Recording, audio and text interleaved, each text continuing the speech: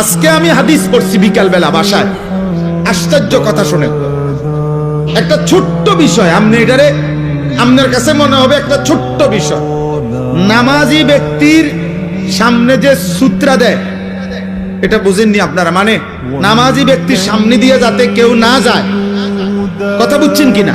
এই সামনে একটা ছোট কাঠি কিছু একটা দেয় না মানুষ, এই সূত্রা, এই যে সূত্রা কয় আরবিতে। মানে নামাজি ব্যক্তির সামনে কমপক্ষে সেজদার জায়গাটুকু পার করে একটা কিছু থাকা, যাতে করে এই নামাজির এই সামনে কোনো মুসলমান যাতে কি না যায়। তো নবীজি বলছেন, যদি কোনো ব্যক্তি জানতো যে নামাজি ব্যক্তির সামনে দিয়ে অতিক্রম করা কি পরিমাণ গুনাহ, যদি এটা বুঝতো, তাইলে প্রয়োজনে 40 বছর টানা দাঁড়াইয়া থাকে।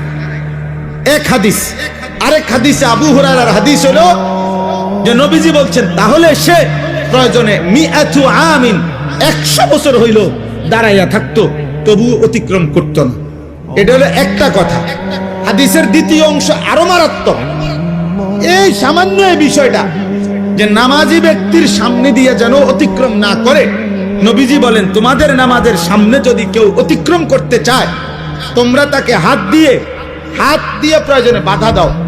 যদি বাধা না মানে, তাহলে তুমি তোমার শক্তি প্রয়োগ করো, মানে হাত জোর করে ধরে রাখো, যেন কোনোভাবে তোমার হাত ধাক্কাইয়া সে যাইতে না পারে। নবীজি বলেন এরপরে শব্দ, ফাইন্নামা হুয়া শাইতানুন শাইতানুন। খোদার কসম, নবী বলে, এর সামনে দিয়ে যে লোকটা চলে যাইতেছে নিশ্চয়ই সে শয়তান। কারে বলছে? এ মানুষ এটারে বলছে এটা শয়তান।